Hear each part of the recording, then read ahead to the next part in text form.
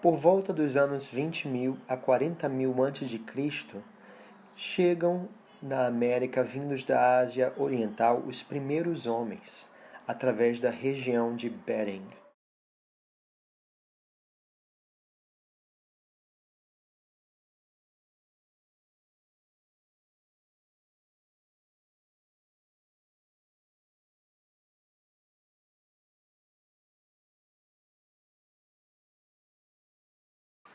Os séculos XV e XVI marcam o início da era das grandes navegações portuguesas. Elas acontecem pela busca desses países por novos caminhos para chegar até a Índia. Em 1492, as caravelas espanholas partem rumo ao Oriente, dessa vez navegando pelo Oceano Atlântico. A 12 de outubro desse mesmo ano, marca a chegada de Cristóvão Colombo à América.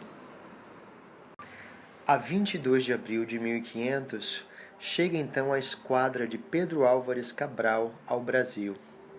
Inicia-se com essa chegada um período de escambo entre os portugueses e os nativos, ou seja, a troca de mão de obra nativa por objetos que eram até então desconhecidos por eles, como espelhos, apitos, espadas de ferro e etc. 29 de março de 1549 marca a chegada de Tomé de Souza ao Brasil, com a missão de fundar uma cidade-fortaleza de nome São Salvador da Bahia de Todos os Santos.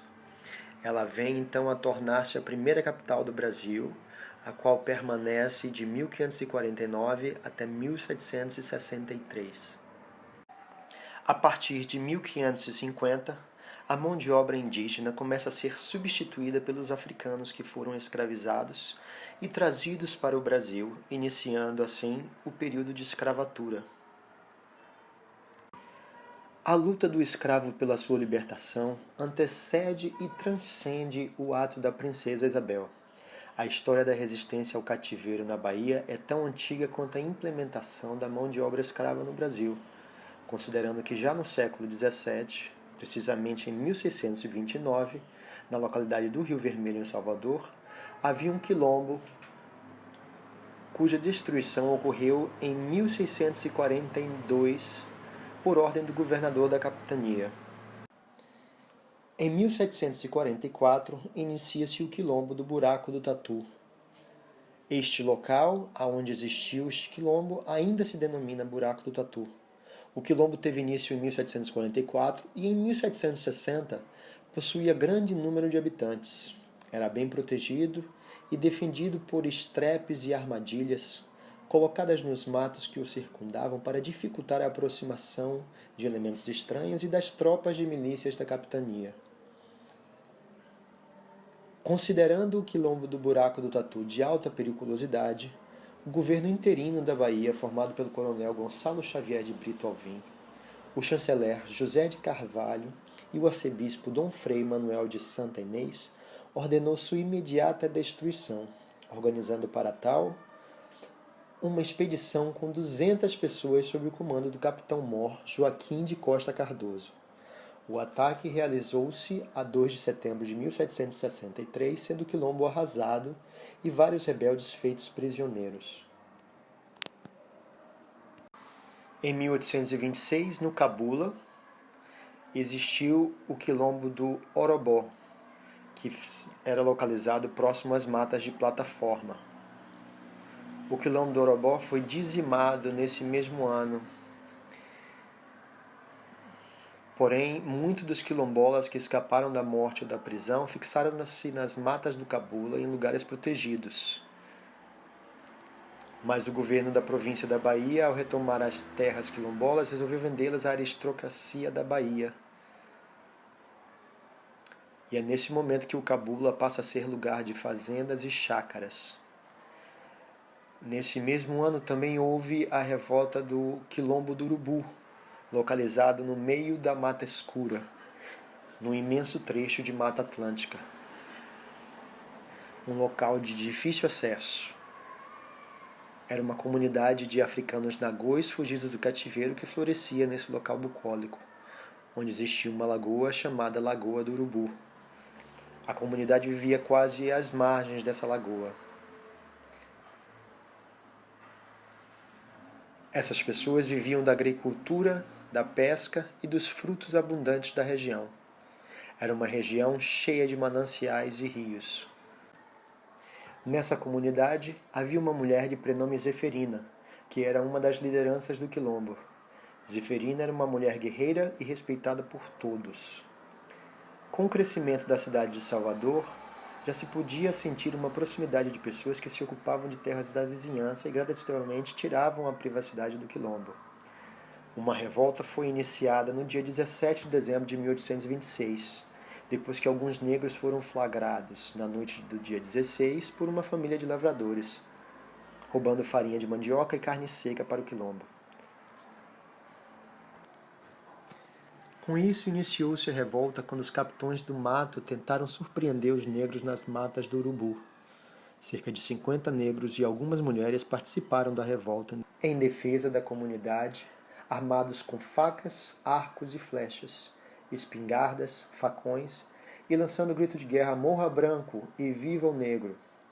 Zeferina destemidamente enfrentava os soldados de arco e flecha. 3 capitães de mato foram mortos e tiveram seus corpos brutalmente mutilados. Um desses homens era um ex-escravo e outros 3, 2 deles crioulos, saíram gravemente feridos. Se puseram em fuga e no caminho encontraram um piquete com 12 soldados da polícia vindos de Salvador para sufocar a revolta. A esses se juntaram mais 25 homens das milícias de Pirajá para atacar o Urubu. As forças do governo fizeram alguns prisioneiros, mataram 3 homens e uma mulher. O restante dos quilombolas se refugiaram nas matas. Uma força de 200 homens chegou da cidade, mas a revolta já havia sido sufocada. Zeferina enfrentou bravamente as forças policiais, além de encorajar os seus guerreiros, tendo sido presa com muita dificuldade pela milícia de Pirajá.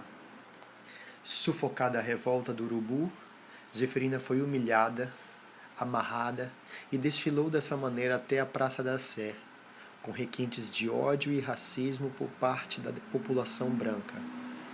Tanto Antônio como Zeferina foram condenados a trabalhos forçados. Cerca de 10 negros foram acusados pela polícia, sendo 6 escravos e 4 libertos. Desses, alguns foram devolvidos, uns tiveram destinações desconhecidas e 2 morreram na prisão. Infelizmente, do quilombo do Urubu resta apenas a bela lagoa, a Lagoa do Urubu, no local hoje conhecido como Brasil Gás, que vem sendo gradativamente assoreada e aterrada numa tentativa criminosa de apagar mais uma história do povo negro. Neste ciclo de formidável resistência dos oprimidos se inscreve a Revolta dos Malês, datada de 1835. Sem dúvida, a dirigida com mais habilidade e plano regular, segundo o depoimento de Manuel Alves Branco, ministro da Justiça à época. Iniciada em 24 de janeiro de 1835, no dia seguinte, os escravos em grande número dirigiam-se ao Forte da Cavalaria, sendo detidos por tropas governamentais que sobre eles carrega a cavalaria, ao mesmo tempo que da janela do forte os alvejam à bala. Após enorme carnificina, são os negros então abatidos sem apelação, o que vem explicar o caráter cruel e violento do regime colonial e escravocrata. As condenações foram de morte para os principais líderes, trabalhos forçados, fuzilamentos e açoites. A revolta dos malês foi controlada com rapidez, mas acabou aumentando o medo de rebeliões de escravos em todas as províncias.